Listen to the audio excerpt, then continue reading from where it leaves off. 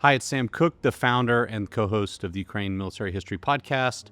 Welcome to another episode of the Ukraine Military History Podcast with Ukraine military analyst Rob Lee, who's the world's foremost expert on Russian and Ukrainian military as it pertains to how they fight.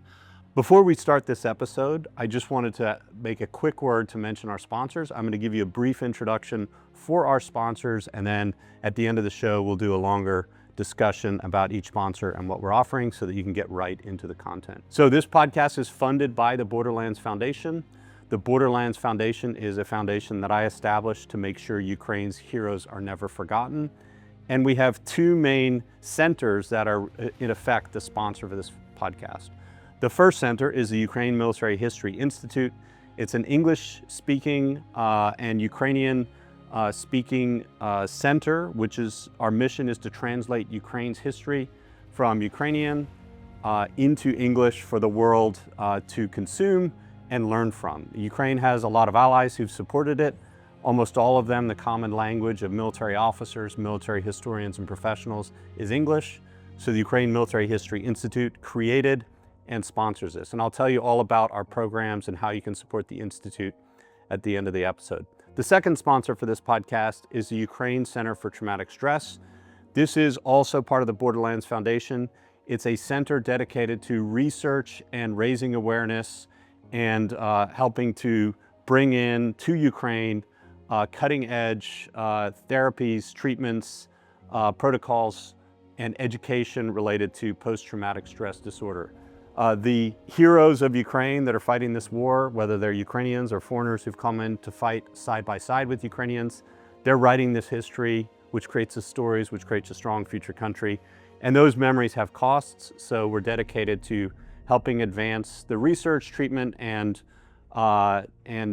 breakthrough that all soldiers, veterans can have dealing with and overcoming post-traumatic stress disorder and mental health that arises from their service. And then finally, our last sponsor is the Borderlands Group. This is a for-profit company that donates the money to fund the Borderlands Foundation and all of our programs. I'm also the founder and president of that organization. And we do military advisory for defense companies working inside Ukraine, and consulting and software development and technical work for both governments and military defense companies. So with that, that's our sponsors. At the end of the podcast, I'm going to tell you a lot more about each sponsor if you're looking for ways that you can contribute to the Borderlands Foundation, our two centers, or if you'd like to work with myself, Rob, and other contributors for this podcast. I'll talk to you about how you can get in touch with us through the Borderlands Group for that. Hi everyone, it's Rob Lee. I'm a senior fellow at the Foreign Policy Research Institute. Today I've got another interview about the military situation in Ukraine with the commander of the UAV Battalion for 38th Marine Brigade. Great, thank you very much for talking to me with me. Завжди радий. Thank you. Could you introduce yourself and maybe talk a little about your background? Підполковник Tovstyi Vladyslav Юрійович, командир батальйону ВПЛА Corsair. 22-го року з початком повномасштабки очолював бронегрупу, потім створили свій екіпаж БПЛА, почав впроваджувати досвід, вивчати засоби БПЛА, Mavic 2, Mavic 3, почали показувати свою ефективність і потім нарощувати свої зусилля. У нас був один-два чоловіки, які працювали. Ми потім почали це взяти на поток, скооперувалися, створили свій міні-підрозділ і почали його розширювати. Я був тоді в управлінні батальйону, але працював в управлінні батальйону на посаді парашутист, як ВДСник там. Але виконував задачі не по посаді, ми всі воювали. Can you tell us about the current situation? Технологічна війна, де максимально зменшилась кількість особового складу на позиціях і збільшилась кількість техніки. Це БПЛА, це наземні роботизовані системи. І війна зараз більше з укриттів, вже так ніхто відкрито не бігає по полям, не переміщується, прихована і більше на технологічний розвиток. What about in this particular part of the front line? What's the current situation and how has it changed as the seasons kind of change, it's becoming summer? Зима, осінь для нас завжди це краща погода, яка може бути в порядку тому по знищенню противника. Тому так як ми стоїмо в обороні, противник завжди рухається. І рух його в умовах, коли немає листви, коли все земля холодна і ми можемо його бачити в тепловізори, з дронів виявляти, легше його знайти, вбити. Тобто це збільшення кількості мертвої русні. Зараз пішла зеленка, тобто в мене є виявлений противник. Я працюю по ураженню, але через складність листя, гілок не завжди можу спостерігати знищення, підтвердження про знищеного противника. Тобто є складності в його виявленні. Якщо раніше ми там могли за 5-10 кілометрів одразу побачити рух, зараз треба збільшити дальність розвідки, більша кількість дронів на квадратний метр, щоб побачити в цій зеленці ворожого піхотинця. Тумани можуть бути і взимку, і в залежності від температури, але робота завжди продовжується. Тобто, якби там не було, оптоволоконні дрони дають змогу на низькій висоті йти, навіть в туман, сідати в засідки, виявляти противника, вражати. Has the intensity of the fighting increased now that the weather has changed? Зазвичай інтенсивність боїв збільшується на весну, але у зв'язку з тим, що противник проводив дуже довгий період наступальних дій, він зараз видихається. Активність є, він намагається просочуватись, намагається лізти, але не така активність, як була, наприклад, минулого року. Кількість техніки вже менша, кількість особового складу менша, їх женуть в шию, але ця кількість контрольована нашими засобами, тобто не та, яка була в минулому році. Я можу казати за свій напрямок, в якому працював, то відсотків на 60 воно зменшилось, як на мене. Are Russian tactics still primarily infiltration tactics? And maybe you could speak about how Russia uses drones and what their tactics of employment are with drones. По тактиці інфільтрації умови ті самі, малими піхотними групами просочуються, намагаються закріпитися, не вийшло, наступна група, і так вони довбають, поки не вийде закріпитися до району. Проблематика в тому, що у них живої сили, як я кажу, м'яса більше, ніж у нас живих людей, за яких ми хвилюємося і намагаємося зберегти життя. Тому у них там і вдається трохи просуватися.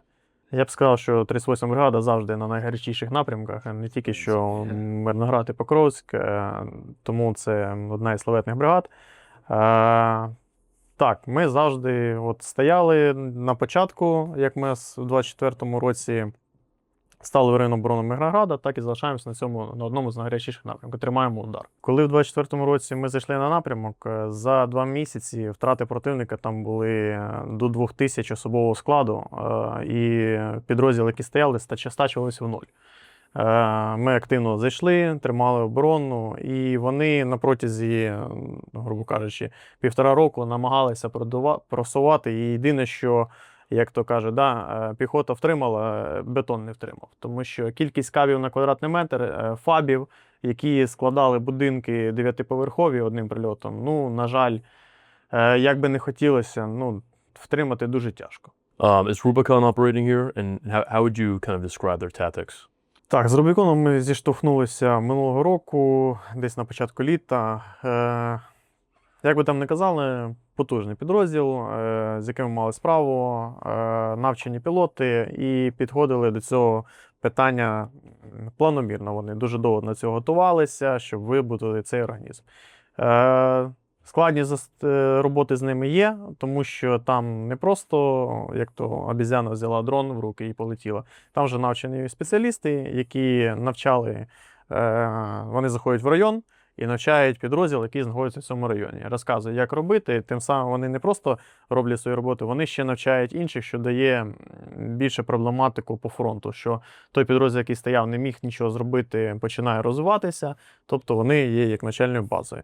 І планомірно, ешелонно вибудували собі роботу. Боротьба з ними є, активність їхня зараз спала, плюс, наскільки я знаю, що сили безпілотних систем теж працюють по знищенню Рубікона. So Russia is forming a unmanned systems forces branch, and they're trying to scale that quite significantly this year to be double in size. Have you noticed any kind of change in the increase of number of Russian drone teams, use of FPVs, other UAVs this year so far? За створення безпілотних систем, ну, я так розумію, що Rubicon – це і є основа, початок їхніх сил безпілотних систем.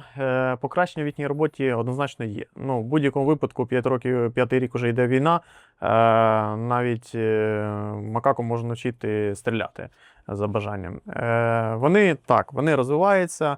Різниця, якщо раніше були хаотичні польоти, хаотичні ураження, то зараз вони перейшли до ешелонованого застосування БПЛА по напрямкам. Відповідно, це перехоплювачі, це засідки, мінувальники, уражальники, підсвічувальники, там, ну, різні ешелон, різні підрозділи, які за що відповідають в смузі атаки, як то кажуть. When Starlink was cut off at the end of January, early February, it appeared to have quite significant effect on the Russian forces. We know they're using them on Molniya and other kind of systems. What effect has happened in the war since Russia lost access to Starlink? На глибину middle strike, звісно, стало краще. Тобто вони не залітають, не бачать вже такої якісної картинки, як вони почали працювати, використовуючи Starlink. Є певні проблеми по зв'язку, але зв'язок, який у них там альтернатива, вони його розвивають, покращують, просто що масово на дрони вони перейти ще не можуть з цим зв'язком, тому тут ми зараз перехопили ініціативу і працюємо по їхній логістиці більш активніше і краще. Покращення однозначно є, просто що питання часу, коли росіяни зроблять свою альтернативу і чи зроблять. So we've seen recently that Ukraine has a successful middle strike campaign occurring. It's been going for a few months now. Can you see any kind of effect on the front line in terms of, you know, the fuel, FPVs, the ammunition, infantry, that it's becoming more difficult for Russia to fight the war on the front line because of this middle strike campaign? Поки що суттєвих змін ми не бачимо, ми розуміємо, що це довгострокова перспектива. Ми тільки зараз почали їм різати цю логістику на ураження на middle strike. Да? Відповідно, з часом, якщо це буде продовжуватись, і як довго це буде продовжуватись, воно буде покращення. Поки що у них є ще резерви, якими вони забезпечують продовження наступальних дій. Коли цей резерв закінчиться і не буде підвозу інших, тоді вже можуть бути покращення. Поки ще суттєвого ми не відчули. Ну, давай так, Стагрова це вже Deep Strike, тобто вони з окупованих територій, там з Луганська, Донецька, вони тягнуть сюди на фронт, у них є на фронті вблизі фронту, є засоби, є особовий склад, який вони підтягують до лінії. Ми його зараз ріжемо. Це дає проблематику з логістикою, забезпеченням уже переднього краю, але коли от у них закінчаться резерви, що вони не зможуть постачати передній край, тоді будуть покращення. Суть же ж Deep Strike, Middle Strike і ближнього ураження в тому, щоб якомога менше противника дійшло до наших позицій. От планомірно воно все і працює. Уражаються їхні пункти управління, уражаються їхні пункти дислокації особового складу над діпстрайками, мідлстрайками, їхнє пересування, перевезення палива, боєприпасів особового складу до прифронтових до району бойового зіткнення, і вже ближнім ураженням знищується піхотинець, який має дійти до тої чи іншої позиції. Зараз всі ці компоненти, перший компонент, тобто ближнє ураження, працював постійно, ефективно, але просто із-за кількості противника, який доходив до наших позицій, там не завжди ми встигали всіх знищити, так? То зараз в компоненті з мідлстрайком, з діпстрайком, цими ураженнями, нарощенням цих уражень, прийде час, я думаю, що противник буде вимушений перейти до переговорів, до оборонного бою, до зупинки по лінії зіткнення, тому що він просто не зможе довести особовий склад до наших позицій. So your brigade was fighting in Myrnohrad for a long time. Can you maybe talk to about the difference between urban warfare and fighting out in the tree lines is in terms of drone deployment? Можемо поговорити. Коли ми обороняли Мирноград, у нас також були позиції по польових районах, так, в посадках. Тобто єдиний був плюс в тому, що у нас були 9-поверхові будинки, які нам давали додаткову броню. Тобто у нас пілоти, у нас були хаби більш захищені, більш під кращим захистом. Тобто це б давало змогу довше тримати позиції в посадках, які перед Мирноградом, допомагати піхоті до моменту, коли противник врешті не визначився з основним напрямком і не почав всі каби, всі фаби застосовувати на ці багатоповерхівки. Коли за день прилітає від 50 там кабів, фабів, то оборону стає тримати дуже тяжко. По польовому в залежності від погодних умов. Коли це осінь, зима, як я сказав, так само непомітно завести особовий склад на позиції, ротувати їх, підвести майно, забезпечити ту кількість FPV-дронів ураження в посадки нам стає набагато складніше, але і противнику рухатись до нас таким самим маршрутом, їх завчасно виявляють, їм теж складності. Тут вже грає більше складова, хто довше і зможе забезпечувати позиції боєприпасами, провізією, підтримувати ці позиції в польових умовах і долітати, уражати противника. Якщо у нас там позаду буде нормальні лінії оборони викопані, де ми можемо своїми засобами дотягнутися до противника, до їхніх екіпажів, до їхньої піхоти, яка буде рухатися, а противник до наших засобів БПЛА не дотягнеться і не зможе уражати, то у нас буде пріоритет. Тут уже все буде залежати, в кого краще розподілення.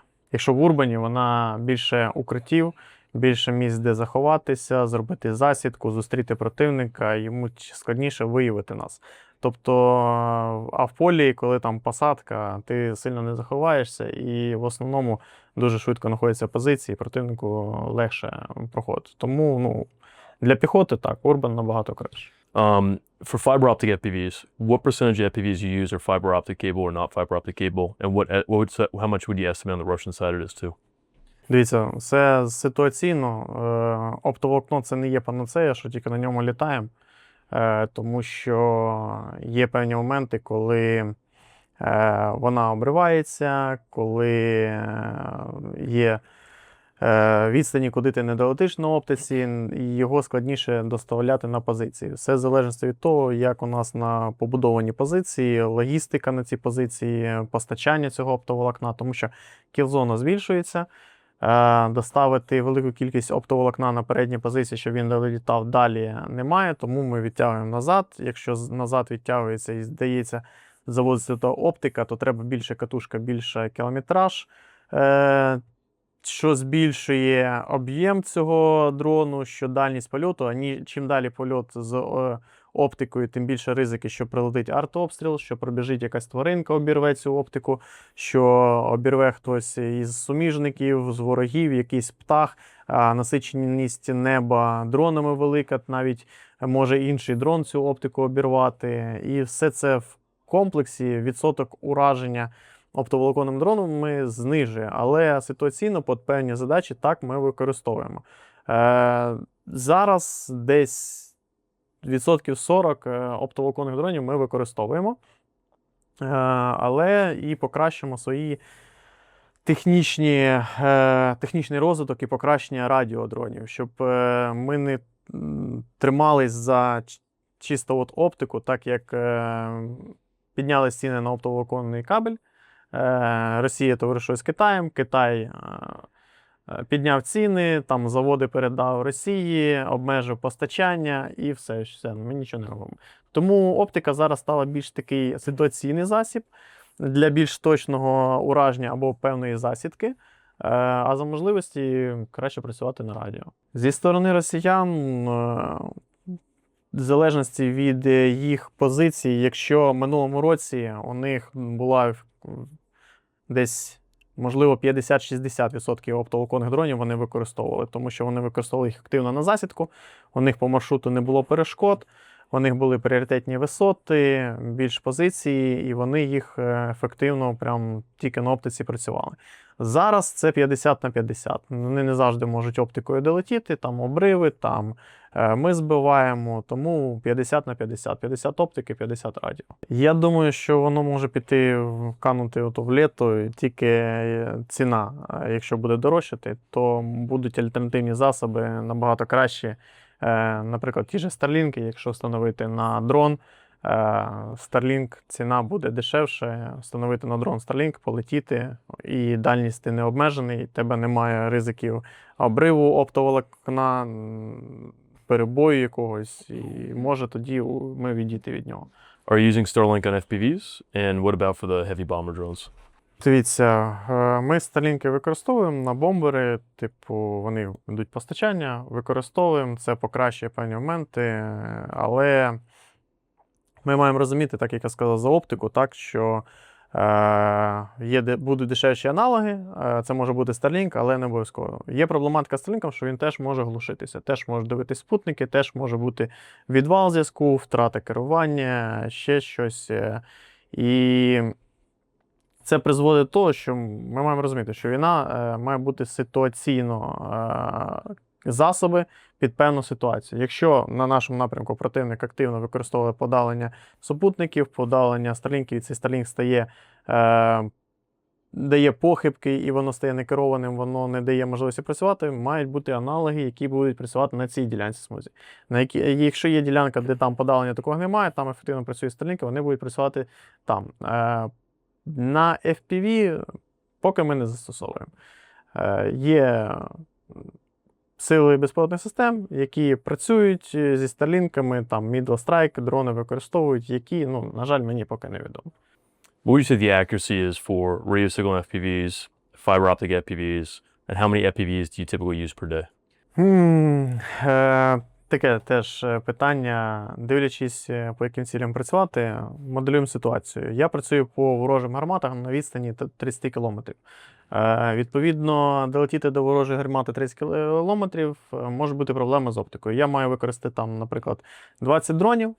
З цих 20 дронів в мене 5 дронів обрив оптики, поки вона летіла до гармати, там прильоти, кабів, артобстріл, десь щось перебігло, обірвало, 5 обривів.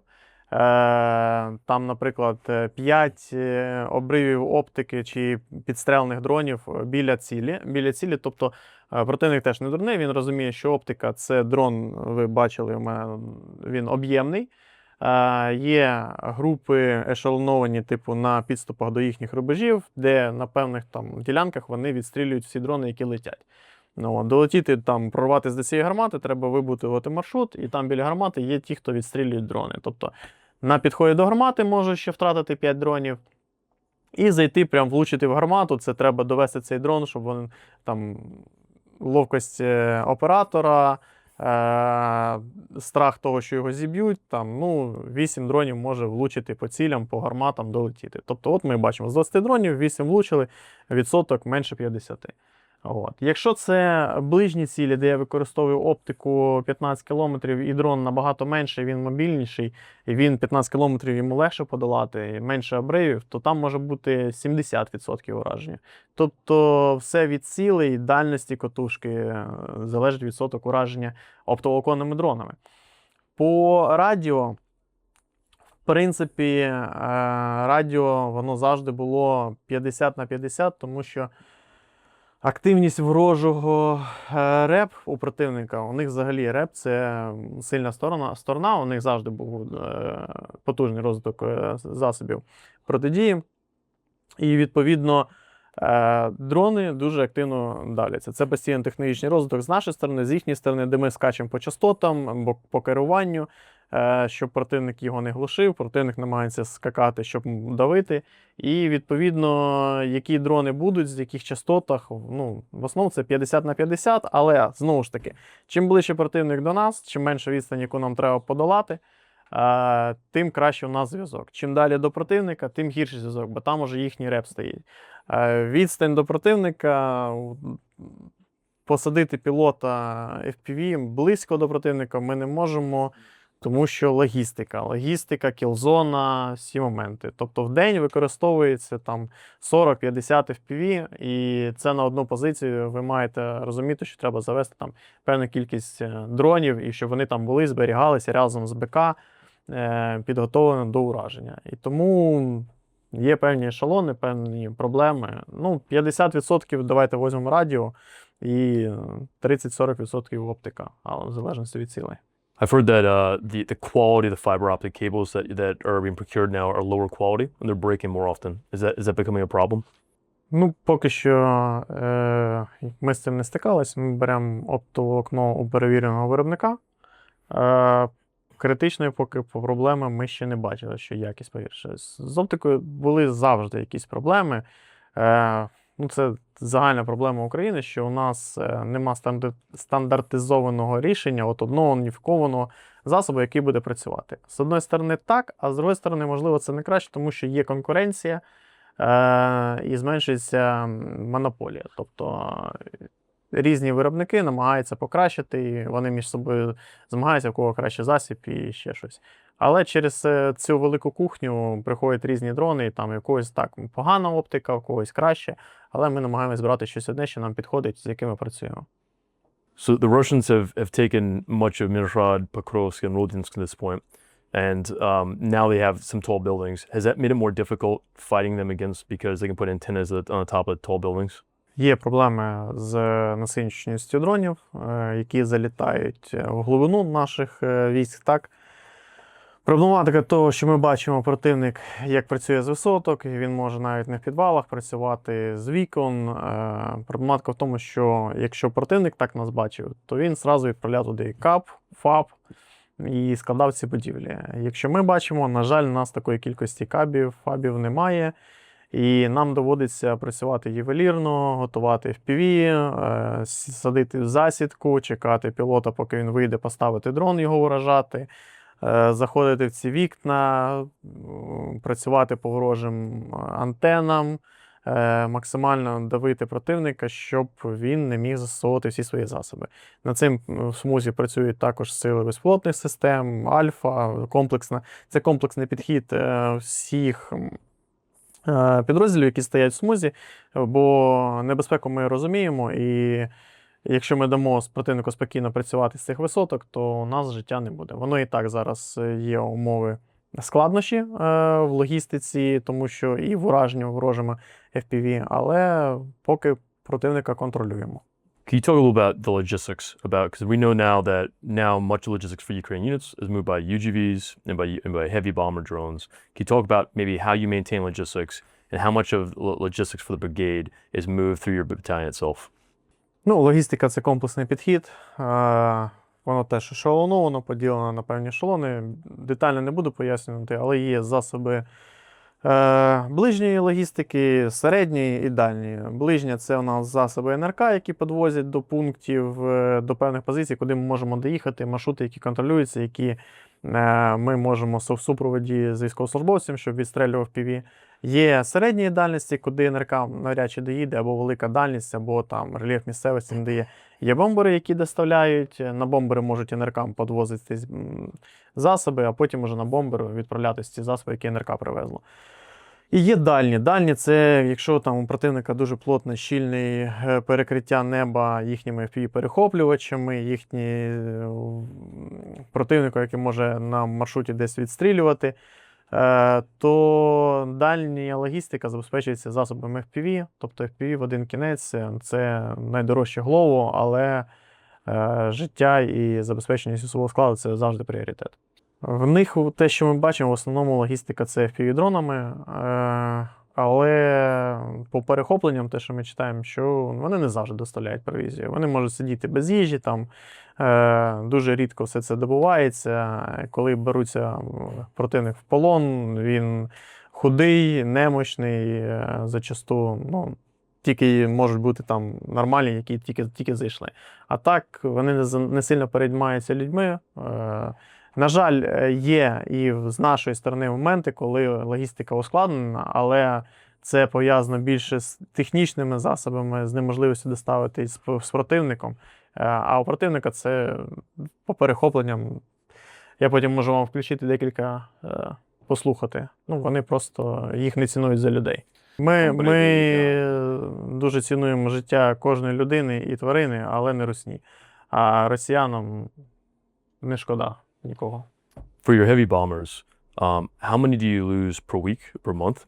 And what percentage of missions are for strike, logistics, or for mining?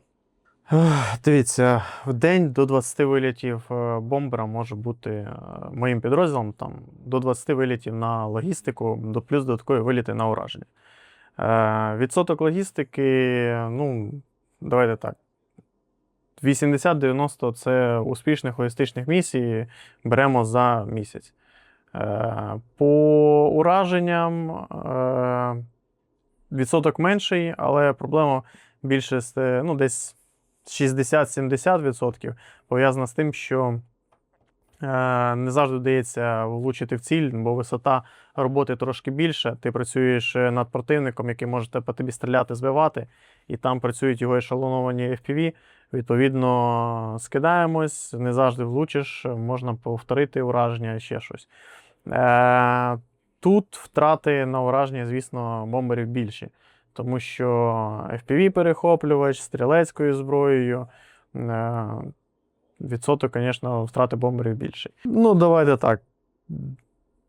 Зараз, можливо, 25%. Але це я кажу зараз за свій батальйон. Ну, середня до 15 кг.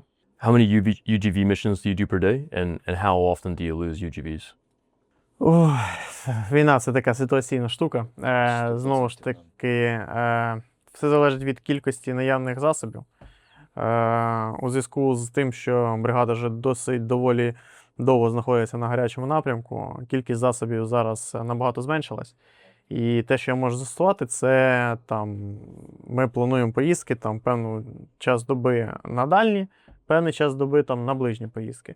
Тобто за день я можу там, зробити ближніх там, 5 заїздів, за інший день там, дальніх заїздів можу зробити там, 3 заїзди. Це все ситуаційно. НРК може жити дуже по-різному. Це від місяця до 1 дня. В залежності від рандом, в залежності від протяжності маршрута, складності маршрута. Також ми враховуємо, що може бути на маршруті якась воронка від каба, просто якась там путанка, якась сітка, проволока. Тобто НРК може просто банально не доїхати, тому що воно застряло і його не встигли евакуювати, уразили. Або якийсь ждун, або якесь FPV зрисувало, уразило. Давай так, за останній тиждень в мене уражено одне НРК. Тиждень я там перевіз майна, давайте, щоб не збрехати, до 200 кг на одне НРК. За тиждень беремо, щоб 5 поїздок, ну давайте 3, щоб не брехати, в день. Такі по 200 кг. What do you think about the E-point system? Is it effective, and how does it kind of affect how you operate? E-point. Єбали. Ага. Ну, з однієї сторони, це дуже круто, тому що наша бригада за минулий місяць набила 4,5 тисячі балів, це порядка 30 мільйонів гривень, за які ми можемо купити собі засоби, які ми будемо використовувати наступний місяць. Це круто. З поганого те, що через рейтингову систему інколи підрозділи женуться за балами, і замість того, щоб уразити противника в укритті, там не завжди всі летять на це укриття, бо це не дадуть балів, а ти засіб використовуєш, який коштує грошей. Але в тебе не буде підтвердження, щоб отримати цей бал, або менше балів отримаєш, і всі женуться за цими балами. Я би просто прибрав цей рейтинг, просто нараховував кількість балів кожного підрозділу індивідуально, і кожен знав, що він набив собі за місяць, те він собі отримав, потім купив засоби і працює. Також проблема інтеграції, як на мене, з малорозвиненими підрозділами, якому тяжко набити там певну кількість балів, є проблематика, він не отримує тих коштів, щоб, якщо його переведуть на гарячий напрямок, де йому треба кількість засобів, а в нього немає стільки балів, стільки засобів, щоб він там працював. Є у нас, так би мовити, такі дігімони, да? СБУ, Альфа, які завжди займають лідер по рейтингу, і вони участвують в цьому рейтингу. Ну, це взагалі інша каста, інша кількість засобів, кількість людей, кількість цілей. Вони професіонали своєї справи. Я б їх взагалі убрав з рейтингової таблички. Давав би по специфіці вибивати бали. Ну, це корисно, це ефективно, але доцільність от рейтинга я би задумався. Could you explain what the structure of a UAV battalion is, and does this make sense for other militaries to adopt a similar structure? Ну, давайте так. Батальйон наш – це був експериментальний такий проєкт. Спершу ми його створили зведеним батальйоном, він показав свою ефективність, потім його запровадили офіційно в штат, офіційну структуру запровадили. Структуру ми визначили, поділили на 5 напрямків основних – це крила, бомбери, FPV, розвідка ближня і НРК. Це дало нам змогу керувати засобом по напрямкам, і командири підрозділів, там, які відповідають за цей напрямок, більш поглиблено вивчають цю тему. На базі нашого підрозділу я знаю, що зробили схожу структуру в інших бригадах морської піхоти, чим показує ефективність. Якось так. Last question. I guess, what should foreign militaries learn about this war, about drone warfare from you, and what recommendations do you have for other militaries? Основна рекомендація – це уходити від бюрократії, спрощувати певні процеси оперативного використання військ, засобів на полі бою. Це, як в книгах, в історії, да, ми бачили, як Наполеон, він нестандартно мислив, це ситуаційна. Війна – це ситуація. Кожна ситуація, кожний напрямок, кожна ділянка має підлаштовуватись під свою ситуацію, які засоби, технології тощо. Тобто я не можу радити, от використовувати те, що от у нас працює. Ні, у кожної армії має бути своє критичне мислення, свій офіцерський склад, штабний склад, який має не просто от брати за зразок, як у нас працює, а він має розуміти, що йому в екстреній ситуації треба швидко адаптуватися до ходу військових дій і приймати свої рішення, що буде ефективно саме у них в той час, в тому напрямку. Тому що радити, от у нас це працює, да, за шаблон ви можете взяти наші засоби БПЛА, ближні, середні, дальні. Але питання фінансування, засоби, технологічний розвиток, технологічні спеціалісти, можливо, в іншій армії буде з чимось краще, щось інше зайде. У нас у зв'язку з тим, що ми воюємо проти більшої армії, більш фінансованої армії, ми по своїй ситуації прийшли до більш дешевих рішень, ударних, чим задаємо більшої шкоди противнику. Тобто ми адаптувалися, ми прийшли до цього. Тому основне, що я побажаю, зменшити бюрократію, упростити певні процеси для швидшого реагування і адаптуватись по ситуації, критично мислити. Особливо підібрати гарних, мотивованих особовий склад, який буде швидко реагувати на обстановку, а не старі офіцери, які вже устаріли і не бачать нічого іншого, крім історії, що от хтось колись так робив. Сподіваюся, я відповів на ваше питання. У мене додаткове питання, тобі ще не прийшло. Зараз накручується історія в Росії про мобілізацію. Не повно, понятно, але такі варіанти, як в 23-му, часткова мобілізація, хапнути там за рік додатково просто 300 тисяч на ровному місці і їх повторити той трюк, який був. Ваше враження, не враження, а ваші думки стосовно ось такого прийому. От тут і зараз, коли є ось така лінія, є у нас, тобто ми намагаємося збільшити свої можливості по мідстрайкам, який буде результат такої дії, чи буде вона ефективна, наскільки, щоб ви сказали? Давай так, це вже не перший раз вони мобілізують, вони можуть провести мобілізацію, вони знову ж таки можуть продавити кількість жертв на квадратний метр, який вони захоплять. Тобто, да, ми можемо втратити певні території, але скільки вони готові покласти на це людей. Об'єктивно, зараз контроль за живою силою противника збільшений, кількість мертвого противника збільшений, тобто це і те, що казав міністр оборони Федоров, да, що 50 тисяч на місяць. Те, що кількість засобів збільшилась, ми намагаємо більше убивати противника, який вступає на нашу землю. Вони можуть мобілізувати, скільки вони мобілізують, стільки то там розрахунок вони собі можуть, скільки вони погонних метрів там собі відіжмуть. Так, нам це боляче, нам цього не хочеться, нам хочеться от все вже, типу, давайте зупиняємося по лінії зіткнення, переговори, а там вже будемо щось думати. Тому що, я за своїх людей дуже переживаю, у мене, я вважаю, найкращі спеціалісти, вони працюють, і кожна втрата мого військовослужбовця – це дуже болісний процес. Тому, я готовий воювати, не пускати його на нашу землю, але краще, вже зупиняємось, домовляємось, а там будемо політичними рішеннями вже з нашою територією спілкуватися.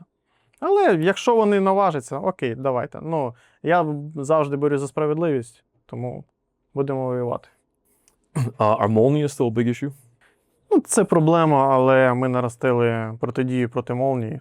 Працюють і наші перехоплювачі, і плюс за рахунок те, що Starlink ми заблокували, то вони не така вже загроза. Але досі відчутно. But how many Molniya FPV does a brigade face per day? Я вам не скажу загальну цифру, тому що це більше до служби РЕП, яка фіксує. Те, що я чув, там на нашому напрямку 200-300 FPV вони фіксують, там половину подавлюється, половину працюється, половину вражають цілий там. Ну, те, що по моїм хлопцям, ну, відчувається робота FPV. Це те, що я чув, але я не буду казати, що так воно. Ну, це те, що я чув. Можливо, це був якийсь із днів інтенсивних. Ну, це не до мене питання, я не стежу за кількістю ворожих FPV. Ну. Okay, great. Thanks so much. Really appreciate it. So thank you for listening to this episode of the Ukraine Military History Podcast. I promised you at the beginning that I'd tell you more about our sponsors. If you'd like to find a way to support the Ukraine Military History Podcast, the Borderlands Foundation more broadly, or if you'd like to work with myself and the contributors, the editors, and the guests that come on this show. So this podcast is produced by the Borderlands Foundation. The Borderlands Foundation has two main initiatives. Our mission at the Borderlands Foundation, it was founded right after the war started in 2022, is to make sure that Ukraine's heroes are never forgotten. And there's two things that I'm passionate about helping Ukraine do. Number one is build a strong future for Ukraine, for my family that I'm raising here in Ukraine, through national military history study and education. I believe that nations, great nations, are founded and sustained and grow in strength based on the stories that those nations believe together about their history. And Ukraine has had a very complicated history. It's a very old country. A lot of people don't understand that Ukraine's 500 years older than actually Russia, as Ukraine was around before Russia. Ukraine was founded by Vikings that moved to this part of the world in the 8th and 9th century and were traders and became rulers of the local Slavic people. So Ukraine, Kievan Rus, was an ancient and the most powerful empire in Europe. And Ukraine's history is very controversial. Through the years, Russia has appropriated it, stolen it, called it their own, and then tried to change Ukrainian history to make it their own, this great rich heritage that Ukraine has. So our mission at the Ukraine Military History Institute is go back through history and reclaim Ukraine's great military history tradition, because Ukraine's military history tradition encompasses almost all the great military traditions in the world. It started out interfacing and competing with the Vikings as well as Constantinople, absorbed those traditions over the years. It became part of the Russian military history tradition, the great Polish-Lithuanian Commonwealth, and then the Ottoman, Mongol, kind of Crimean Tatar heritage of Genghis Khan's great military tradition, all fused, competed, and created this unique military history tradition inside Ukraine, which I call the Ukrainian Cossack military history tradition, which takes from Western military history, the German, English, American Mission Command, NATO Mission Command School, as well as the good things, hopefully, and leaves the bad from the Russian school, deep battle, and a lot of the positive things that have come out of the Russian military history tradition. And our mission is to help with the world's best military history center studying the current war, going all the way back into history throughout Ukraine's history, starting battles from World War II that were fought in Ukraine, World War I, the first Ukrainian independence period from 1917 through the Russian Civil War in 1921, back to the Cossack period, all the way back.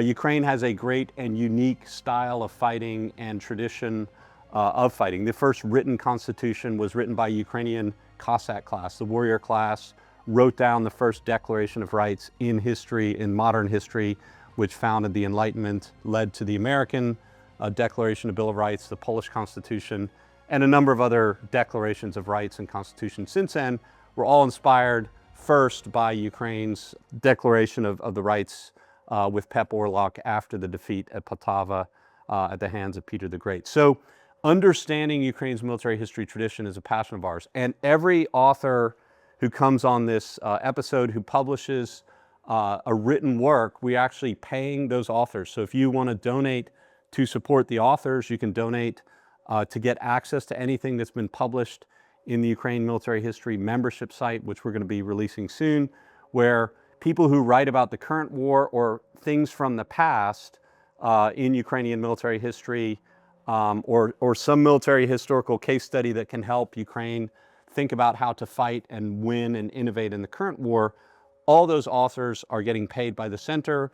I want to encourage great scholarship by paying Ukrainians to write their own history, and other people want to contribute to pay them to build this body of work and knowledge at the Ukraine Military History Institute. So when you donate to support this podcast, we have production costs. It helps us pay the author that we come on and interview about what they've written or what they've done, and then also just pays for all the production costs, the social media, the distribution, and everything that you enjoy about this podcast. So that's the first way you can support the center.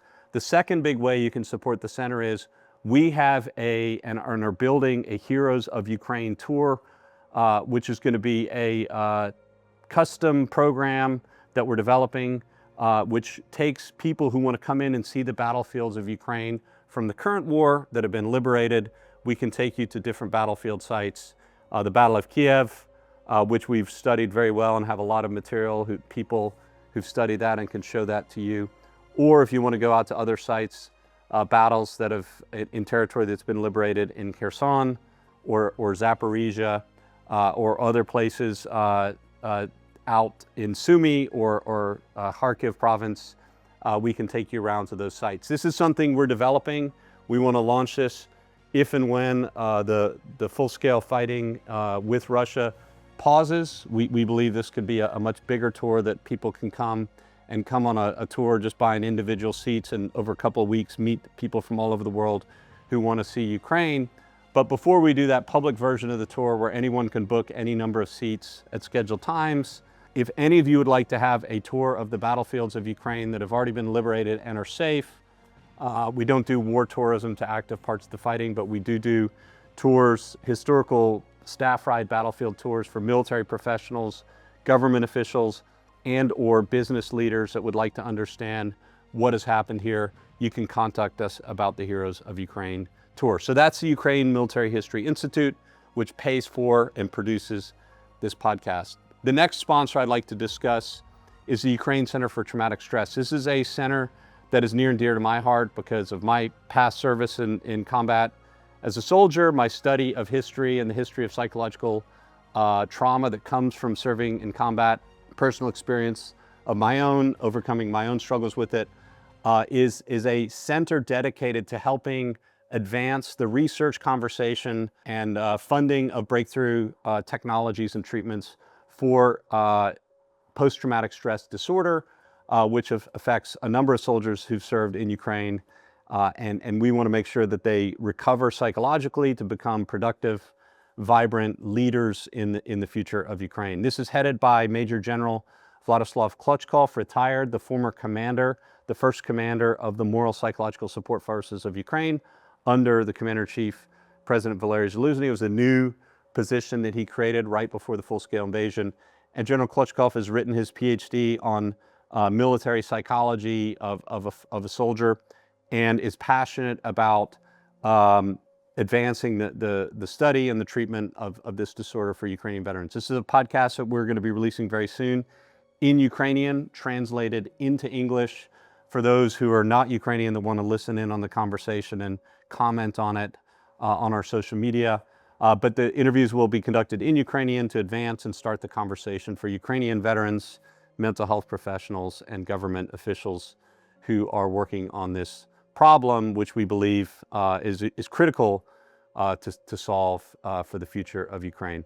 So if you'd like to donate to support that podcast, to help us produce and start that conversation, or if you'd like to inquire about donating to supporting specific veterans going through different treatments, workshops for treatment of PTSD, you're welcome to reach out to us. The center also has a rehabilitation through golf program where we pay for Ukrainian veterans to play golf and go play in our annual Heroes of Ukraine Freedom Summit Golf Tournament, which will be held next year in Dallas in the United States in March.